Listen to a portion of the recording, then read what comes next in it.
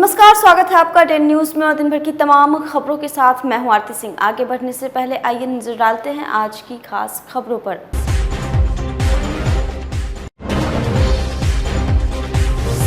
जिले में हर्षोल्लास के साथ मनाया गया मकर संक्रांति और लोहड़ी पर्व। बच्चों ने जमकर की पतंगबाजी।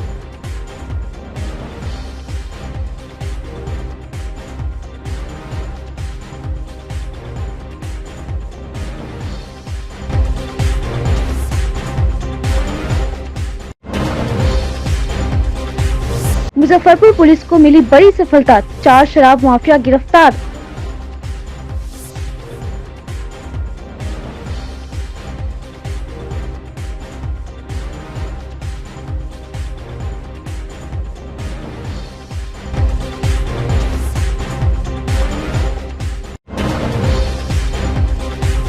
और सम्राट अशोक पर की गई टिप्पणी को लेकर जदयू नेताओं ने किया दया प्रकाश सिन्हा का पुतला दहन।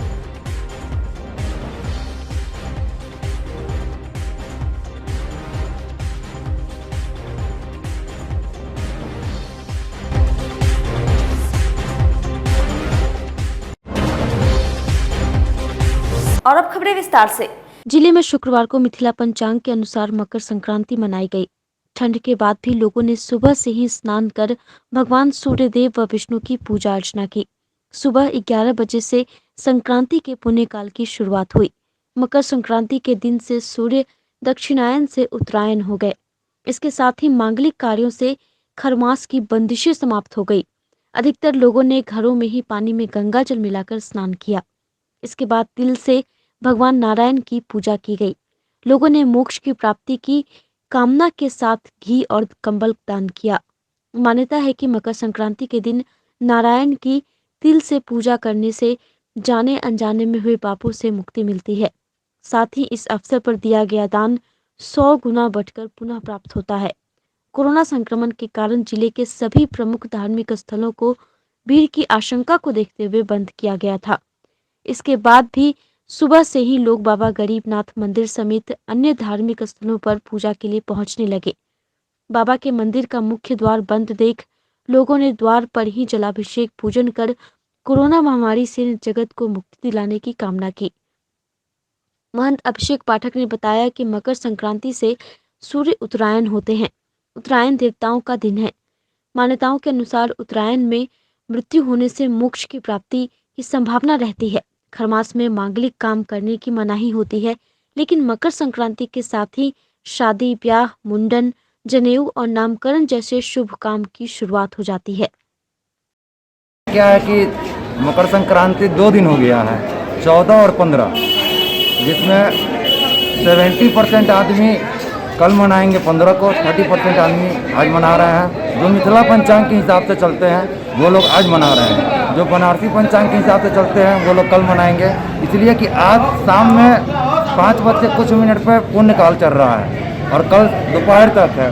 तो सूर्य उदय में जो तिथि अगर 5 मिनट के लिए भी पड़ती है तो हिंदू रीति रिवाज के हिसाब से उस तिथि को पूरा दिन माना जाता है। तो हम लोग ऐसे कल ही मान रहे हैं, लेकिन आज मकर संक्रांति के दिन जो है सूर्य भगवान को स्नान ध्यान करके जल दीजिए और भगवान पे भोलेनाथ पे जल अर्पित कीजिए। और आज दान पुण्य का दिन है। ब्राह्मण को, गरीब को दान दीजिए। इससे क्या है कि सौभाग्य की प्राप्ति होती है और विजयी प्राप्ति होती है।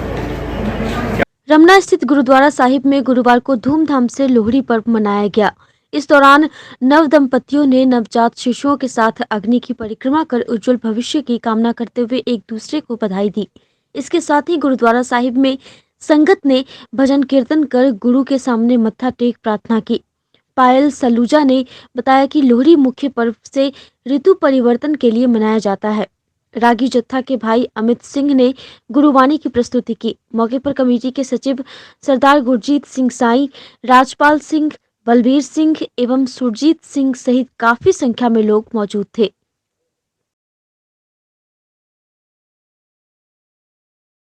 आज लोहड़ी का पर्व है और जो हम सिखों का पर्व है और इस दिन हम लोग लोहड़ी मनाते हैं। हम लोग आग जलाकर उसके चारों ओर घूमकर और तिल, फूल, लावे और मूंगफली ये सब हम डालते हैं आग में। ये पर्व इसलिए मनाया जाता है क्योंकि ये मेनली हार्वेस्टिंग फेस्टिवल है।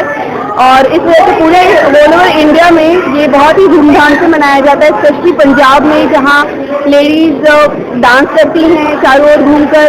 नए जोड़े जो जिनकी नई शादी होती है या जिनके घर में पहला बच्चा हुआ है, उसके खुशी में ये पर्व मनाया जाता है। और यहाँ इसी तरह से जैसा कि मुझे भी आप देख रहे हैं कि ये गिफ्ट दिए जाते हैं, लोहड़ी पे हम लोग एक दूसरे को गिफ्ट देके और खुश करते हैं। कोविड को देखते हुए इस बार रौनक थोड़ी कम है, भीड़ थोड़ी कम है, लेकिन वैसे पर्व में कहीं कोई एक्साइटमेंट की कोई कमी नहीं है। अभी आज ये जो सिख धर्म के जो लोग हैं, ये लोहड़ी को बहुत खुशी के त्यौहार पर बनाते हैं। जिस तरह ब्याह शादी होती है तो उसको बहुत अच्छे से मनाते हैं। पहली लोहड़ी जो होती है उसमें गुरुद्वारे साहब में आके गुरु महाराज के चरणों में अरदास बेनती करवा के बहुत अच्छे से मनाते हैं लोहड़ी को। और नया जोड़ा जो होता है शादीशुदा, वो पहली लोहड़ी अपने गुरुद्वारे आके मनाते हैं। जिनका बच्चा इश्यू हाँ, कोविड को देखते हुए थोड़ा का प्रोग्राम रखा गया है। संगत थोड़ी कम थी क्योंकि थोड़ा सभी चीज़ का ध्यान रखना पड़ता है और लोग बाग सब अपने हिसाब से एक दूसरे से थोड़ा दूरी बना के भी रखते हैं। और इस करके जब संगत बैठती है तो थोड़ा पालन करते हैं, सब दूर दूर बैठते हैं और सब दूर बैठ के ही गुरबानी सुनते हैं। हम गुरुद्वारे के रागी सिंह हैं जो गुरुद्वारा गुरु सिंह सभा में कीर्तन द्वारा संगत को निहाल करते हैं। देश भर में मकर संक्रांति का पर्व बड़े धूमधाम से मनाया जा रहा है। मकर संक्रांति पर पतंग उड़ाने का रिवाज है। इस त्योहार के मौके पर बाजारों में जहां तिल, गुड़ और तिलकुट की भरमार नजर आती है, वहीं दूसरी ओर रंग बिरंगी पतंग भी दुकानों पर सजी नजर आती है। मुजफ्फरपुर जिले की बात करें तो पतंगों की दुकान पर एक से एक पतंग ग्राहकों की मांग पर बाजार में उतारे गए हैं, जिसे लोग खरीद भी रहे हैं। कल्याणी चौक पर पतंग दुकानदार ने बताया कि बच्चों में पतंग का क्रेज धीरे धीरे खत्म हो रहा था। बच्चे मोबाइल और डिजिटल संसाधनों से खुद का मनोरंजन कर रहे हैं, जिससे बच्चों का मानसिक और शारीरिक विकास अच्छे से नहीं हो पा रहा है। लेकिन आज की तारीख की बात करें तो अब अभिभावक भी चाहते हैं कि उनके बच्चे पतंग के साथ खेले, जिससे उनका पूर्ण विकास हो सके। यही कारण है कि मकर संक्रांति में पतंगों की बिक्री बढ़ी है। मिला जुला के ठीक ही है। कितने से कितने तक का पतंग ये सब? हमारे पास 2 से 5 तक का, ज़्यादातर नहीं उससे ज़्यादा नहीं रखते हम। कोरोना का भी असर दिखने को मिला। हाँ, अच्छा कोई बात नहीं। बच्चा लोग किस तरह का पतंग का ज़्यादा डिमांड 5 रुपये तक का बिकता है, ज़्यादा उससे ज़्यादा नहीं बिकता है। डोरेमोन हाँ, वही सब बिकता है। बिक्री कैसे है इस बार के? कम है, अगला साल से इस बार कम है। मुजफ्फरपुर के मिठनपुरा थाना क्षेत्र के एक अपार्टमेंट से गिरफ्तार वैशाली जिले के पातेपुर निवासी अमित कुमार, कुढ़नी थाना क्षेत्र के खलौनाडीह निवासी उज्जवल कुमार और कुढ़नी के चढ़ुआ निवासी दीपक कुमार को आरोपित बनाया है। 3 दिनों की लंबी पूछताछ करने के बाद मिठनपुरा थाने की पुलिस ने तीनों शराब माफिया को शुक्रवार की दोपहर कोर्ट में प्रस्तुत करके न्यायिक हिरासत में जेल भेज दिया है। मिठनपुरा स्थित अपार्टमेंट में छापेमारी के दौरान पुलिस टीम को 2 pistol, 2 luxury car, 1 bullet bike, 1 laptop, 5 mobile, 2 शराब की बोतल व 4 डायरी मिली है। इसके आधार पर पुलिस टीम गिरोह के फरार अन्य माफियाओं के बारे में जानकारी जुटा रही है। इधर मामले में मिठनपुरा थाना प्रभारी भागीरथ प्रसाद ने बताया कि गुप्त सूचना के आधार पर पीएनटी चौक के समीप से सभी को गिरफ्तार किया गया था। तलाशी के क्रम में 2 देसी पिस्तौल, 3 गोली, 32,000 रुपए नगद, 1 लैपटॉप, 1 बुलेट, 2 लग्जरी कार समेत कई अन्य सामान बरामद किया गया है। उन्होंने बताया कि गिरफ्तार धंधेबाज से पूछताछ में कई अन्य शराब माफियाओं का नाम सामने आया है। सत्यापन किया जा रहा है। संलिप्तता आने पर जल्द ही गिरफ्तार किया जाएगा। थाना प्रभारी ने बताया कि इन सभी धंधेबाजों का सिंडिकेट उत्तर बिहार के कई जिलों में फैला है। फिलहाल सभी से पूछताछ के बाद जेल भेजा जा रहा है। तकनीकी शाखा और गुप्तचर के द्वारा सूचना मिली थी कि कल शाम में कि चुन्नू ठाकुर और रवि मास्टर जो शराब माफिया है, जो बाहर में रह करके दूसरे देश में संचालित करते हैं, उसके यहाँ करता धरता पीएनटी रोड में एक तिरुपति अपार्टमेंट है, उसमें छुप करके फ्लैट में किराएदार के रूप में रह करके वहीं से संचालित करता है। उक्त सूचना पर वरीय पदाधिकारी महोदय को सूचना देते हुए छापामारी किया गया, तो उसमें से मेन जो मुख्य है रवि मास्टर और चुन्नू ठाकुर का अमित कुमार, जो पातेपुर का रहने वाला है लेकिन अभी सदर में बीबीगंज के तरफ रह रहा था। एक उज्जवल कुमार है जो उसी का शागिर्द है, और एक दीपक कुमार। ये तीनों को हथियार 2 पिस्टल 3 गोली के साथ गिरफ्तार किया गया।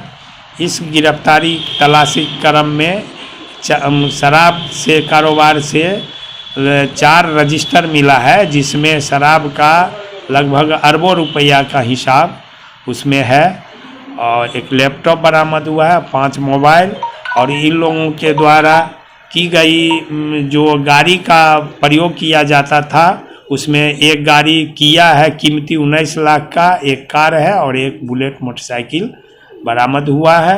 तीनों को जेल भेजा जा रहा है। शेष की गिरफ्तारी और इसके गैंग के और गिरोह की गिरफ्तारी के लिए जिला के LTF टीम और थाने की टीम लगी। हाँ, 2 पिस्तौल और 3 गोली उन लोगों के पास से बरामद हुआ है। पूछताछ में अभी तक क्या कुछ सामने आया, कैसे लोग शराब का सिंडिकेट चलाते थे? पूछताछ के क्रम में यह अभी तक जो जानकारी मिली है कि ये लोग जो है सो शराब का वहाँ से रवि मास्टर और चुन्नू ठाकुर के द्वारा ही दूसरे प्रदेश से भेजा जाता है, और NH पर जहाँ सुनसान जगह है वहाँ पर इन लोगों के द्वारा उतरवा के फिर वितरण किया जाता है। कितने जिलों में इसका सिंडिकेट चल रहा है? इसका लगभग आपको मोतिहारी, मुजफ्फरपुर, वैशाली, समस्तीपुर, दरभंगा, इतना में तो इसका एकदम यो छपरा बगल में है, इन लोग का सिंडिकेट चलता है। क्या इतिहास रहा है इन तीनों का?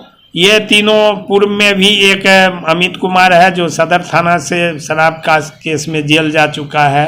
एक दीपक है, वो भी काजी मोहम्मदपुर से जेल जा चुका है। शराब और 4 लाख रुपया इसके पास से पूर्व में बरामद हुआ था। नगद भी बरामद वगैरह हुआ है? हाँ, नगद शराब की 2 बोतल, एक खाली एक बोतल में। भारत के स्वाभिमान गौरवशाली भारत के निर्माता चक्रवर्ती सम्राट अशोक के विरुद्ध अपमानजनक टिप्पणी को लेकर जिला जदयू के वरिष्ठ नेता रामबाबू कुशवाहा के नेतृत्व में कंपनी बाग स्थित खुदीराम बोस स्मारक स्थल के सामने नाटककार जया प्रकाश सिन्हा का पुतला जलाकर विरोध किया गया। जदयू बिहार प्रदेश सचिव रंजीत सैनी ने कहा कि इस अपमानजनक टिप्पणी को भारत की जनता कभी स्वीकार नहीं कर सकती है। सम्राट अशोक ने अपने पराक्रम और समाज सुधार के काम से भारत को पूरी दुनिया में गौरव दिलाया। सम्राट अशोक ने दुनिया भर में शांति का संदेश फैलाया है। दया प्रकाश सिन्हा को भारत सरकार द्वारा दिए गए पद्मश्री और साहित्य अकादमी पुरस्कार सहित सभी पुरस्कार वापस लेने की मांग भी की। मौके पर ठाकुर हरिकिशोर सिंह, शैलेश कुमार शैल्यू, श्रवण झा सहित कई जदयू नेता मौजूद थे।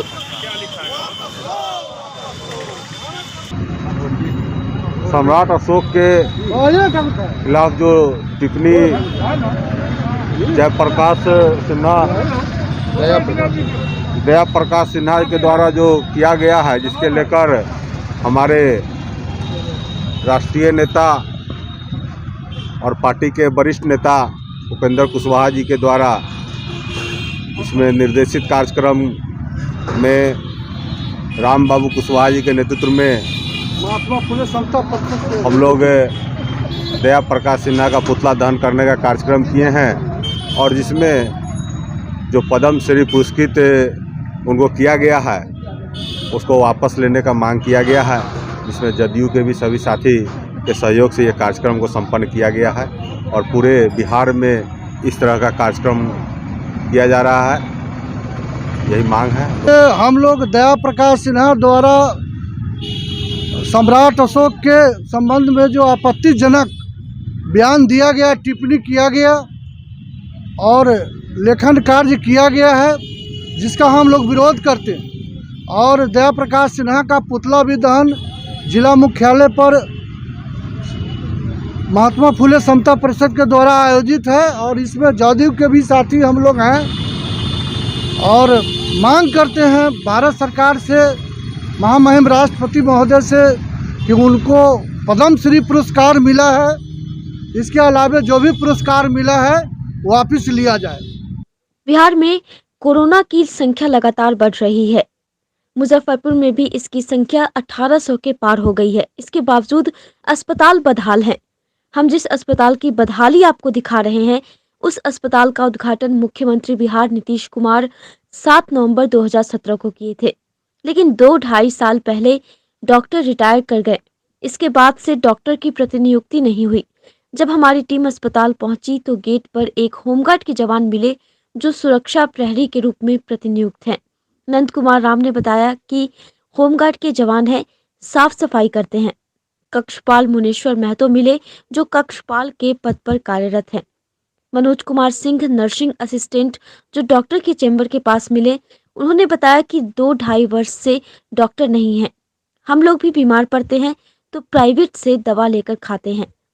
वहीं दूसरी नर्सिंग असिस्टेंट सुमन देवी ने बताया कि अस्पताल में डॉक्टर साहब नहीं हैं। एक कमरे में इसी में रहते हैं। वहीं बेड वाले वार्ड में बीएमपी की महिला सिपाहियों का बैरक बना दिया गया है। मुजफ्फरपुर के पुलिस लाइन के इस अस्पताल में सब कुछ हो रहा है सिवाय इलाज के, जबकि इसका उद्घाटन मुख्यमंत्री ने स्वयं किया था। ऐसे में जब कोरोना संक्रमण के मामले लगातार बढ़ रहे हैं और पुलिस अस्पताल बदहाल है, तो फिर आम लोगों का भगवान ही जाने।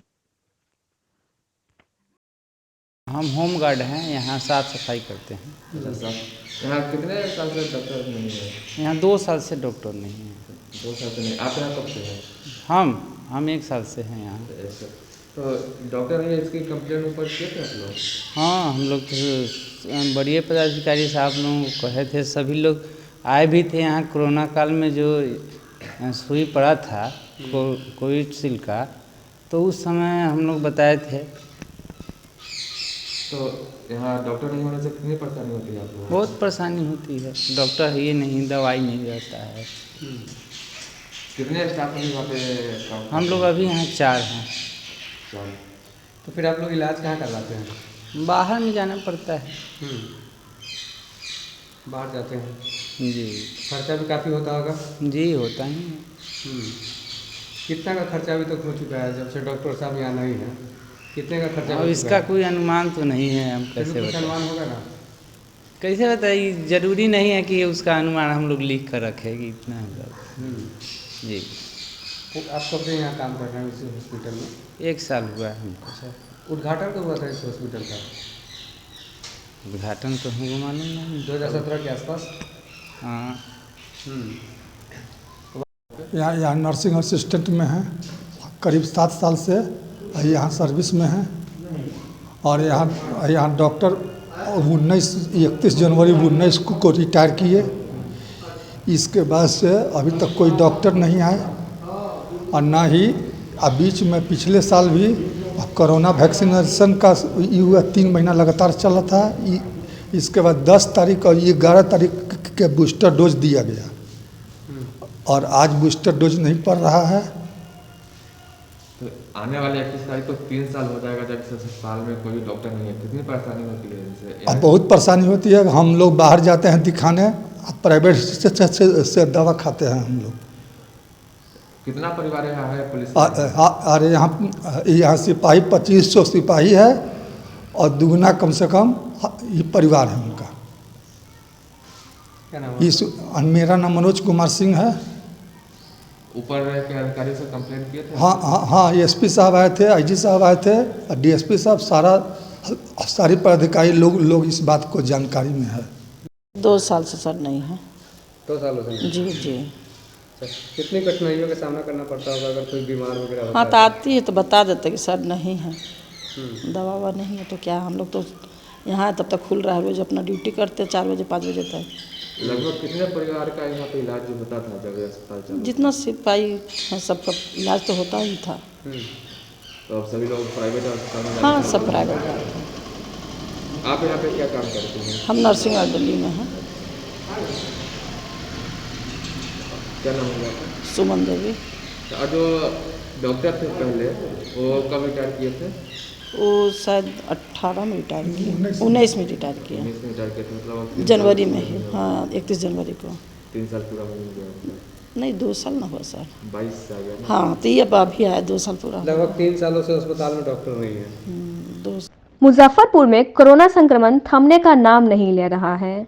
वहीं निजी जांच घरों में मनमानी के कारण कोरोना संक्रमितों का सही आंकड़ा भी उपलब्ध नहीं हो पा रहा है।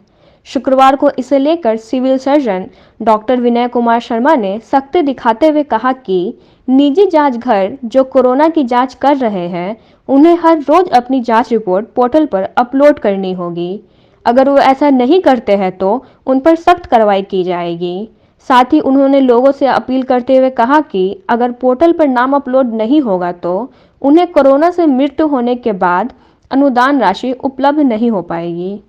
ये उनको स्ट्रिक्ट इंस्ट्रक्शन है कि जितना भी जांच आप कर रहे हैं वो आप पोर्टल पर अपलोड करें, और अगर कोई खुद से जांच कर रहे हैं और जानकारी नहीं दे रहे हैं तो इतने बड़े शहर, इतने बड़े क्षेत्र में ये पता लगाना बहुत मुश्किल है कौन लोग ऐसा कर रहे हैं, जो कि मार्केट में भी अवेलेबल है सर किट जो है, और लोग खरीद करके जांच कर रहे हैं। तो ये मैं उनसे अनुरोध करूंगा कि इस तरह से ना करें कि भविष्य में मान लीजिए कि जैसे कि आपका अगर कोई किसी को दुर्भाग्यवश कोविड से मृत्यु हो जाती है तो सरकार उनके लिए अनुदान राशि रखी है 4 लाख रुपये, लेकिन उसके लिए पोर्टल पर उनका आईडी नंबर होना जरूरी है। और कोई खुद से जांच कर लेंगे तो पोर्टल आईडी जाएगा नहीं, हम लोगों को सूचना भी नहीं मिलेगी, फिर उनको बाद में परेशानी होगी।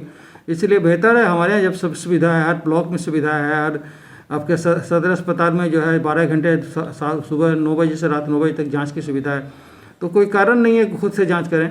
और कौन सा किट ले रहे हैं, वो कितना सही किट है, कितना सही रिजल्ट दे रहा है, तो अननेसेसरी सोसाइटी में पैनिक ना हो। बेहतर होगा कि वो सरकारी संस्थान में ही जांच करें या जो सरकार द्वारा अप्रूव प्राइवेट संस्थान वहाँ कराएं। तो सब बगैर किसी आईडी प्रूफ के लोग टेस्ट करा रहे हैं, जैसे दूसरे के नाम पता और मोबाइल नंबर से, तो वैसे लोग फिर टेस्टलेस हो जाते हैं। तो इसको लेकर क्या विभाग की ओर से कुछ? देखिए, इस पर कई बार चर्चा हुई विभाग से, हम लोगों ने भी शुरू में कहा था कि सबको आईडी नंबर चाहिए हम लोगों को इसके लिए भी, लेकिन है कि उसमें फिर परेशानी होती है। आधार नंबर लेने में के लिए कोई डायरेक्शन नहीं है, क्योंकि अब आपका कोई सिम्टोमेटिक पेशेंट आ रहा है और उसको सिर्फ हम इसलिए टेस्ट नहीं करेंगे उसको कोई आईडी नहीं है, तो ये गलत हो जाएगा। हो सकता है उसकी बीमारी बढ़ जाए आईडी नंबर खोजने के चक्कर में, इसलिए ये डायरेक्शन नहीं। इसलिए हम लोग जांच तो कर रहे हैं और उसी पर रिलाय कर रहे हैं, जो नंबर वो लिखा रहे हैं, जो अपना नाम लिखा रहे हैं। शुक्रवार को भारतीय गरीब राज पार्टी के प्रधान कार्यालय सिकंदरपुर कुंडल में मकर संक्रांति के अवसर पर कोरोना संक्रमण से मुक्ति को लेकर हवन यज्ञ का आयोजन किया गया। पार्टी के राष्ट्रीय अध्यक्ष दीपक कुमार निषाद ने बताया कि हवन यज्ञ का आध्यात्मिक ही नहीं वैज्ञानिक महत्व है। यज्ञ द्वारा जो शक्तिशाली तत्व वायुमंडल में फैलाए जाते हैं उनसे हवा में घूमते हुए असंख्य रोग कीटाणु सहज ही नष्ट हो जाते हैं। साधारण रोगों एवं महामारी से बचने का यज्ञ एक सामूहिक उपाय है। उन्होंने कहा कि दवाओं में सीमित स्थान एवं सीमित व्यक्तियों को ही बीमारियों से बचाने की शक्ति है, पर यज्ञ तो वायु में सर्वत्र पहुंचती है और प्राणियों की भी सुरक्षा करती है।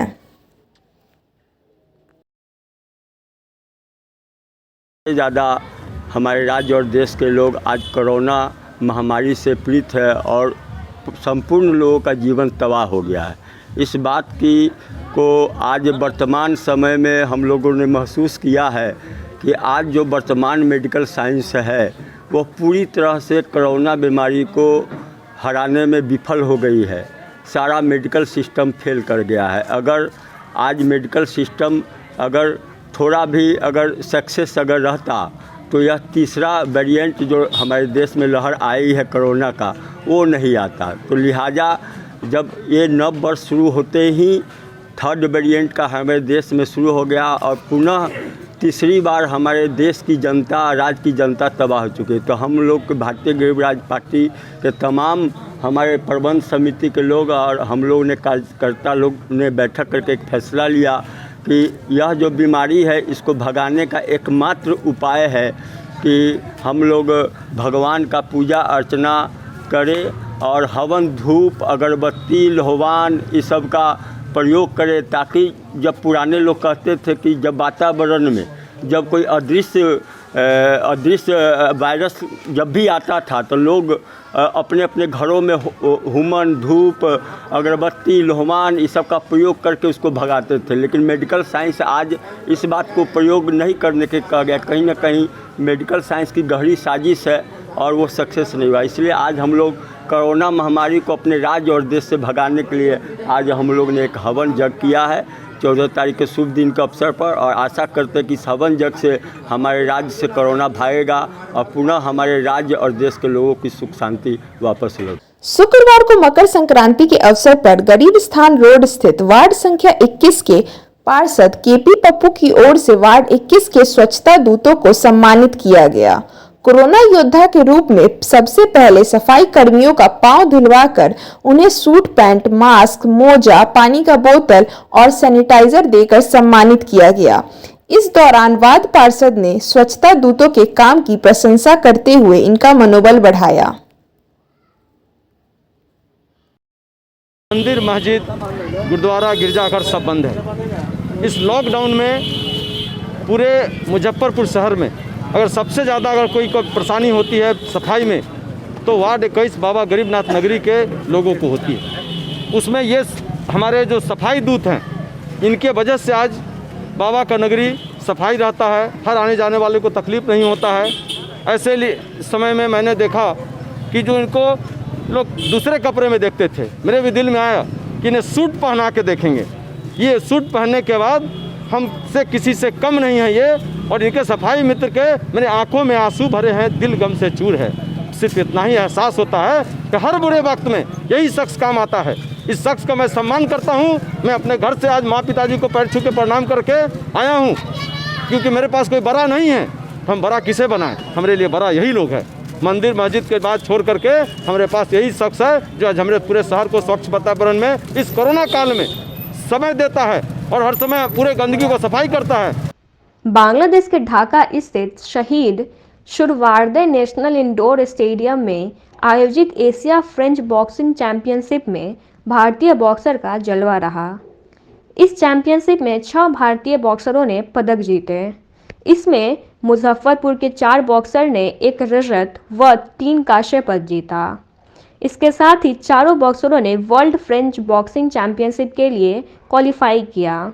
मुजफ्फरपुर एक मार्शल आर्ट क्लब की ट्रेनर शिल्पी सोनम ने बताया कि 10 से 13 जनवरी तक आयोजित इस चैंपियनशिप में मुजफ्फरपुर के रोहित कुमार प्रजापति ने 60 किलो में रजत, उपासना आनंद ने 48 किलो में कांस्य, निर्मला राज ने 56 किलो व राहुल कुमार श्रीवास्तव ने 70 किलो में कांस्य पदक हासिल किया।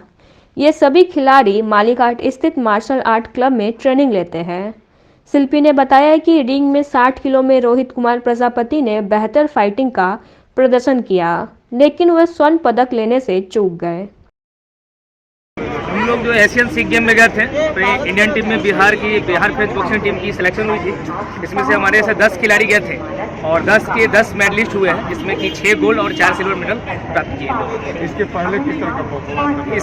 इससे पहले जो ये लोग नेशनल सीख गेम खेले थे पिछले साल अप्रैल में, और इस बार एशियन सीख गेम ये लोग गए हैं और मेडलिस्ट जो इसमें जो भी गोल्ड मेडल आए हैं वो नेक्स्ट जो होता है इसका वर्ल्ड सीख गेम में ये लोग पार्टिसिपेट करेंगे।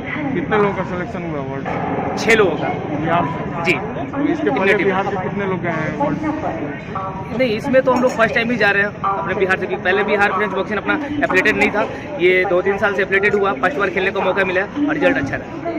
10 से 13 जनवरी 2022 तक आयोजित बांग्लादेश में तीसरी एशियन सवार चैंपियनशिप में भारत के खिलाड़ियों का दबदबा रहा। बिहार से चयनित 4 खिलाड़ी राहुल कुमार ने ब्रॉन्ज मेडल, उपासना आनंद ने ब्रॉन्ज मेडल, निर्मल राज ने सिल्वर मेडल एवं रोहित कुमार प्रजापति ने भी सिल्वर मेडल जीता। इन सभी खिलाड़ियों को राज्य सवाती संघ की ओर से बहुत बहुत बधाइयाँ एवं आगामी प्रतियोगिताओं के लिए ढेर सारी शुभकामनाएं। आज की खबरों में बस इतना ही। कल फिर मिलेंगे कुछ नई खबरों के साथ। तब तक के लिए हमारी न्यूज़ टीम को दीजिए इजाजत। नमस्कार।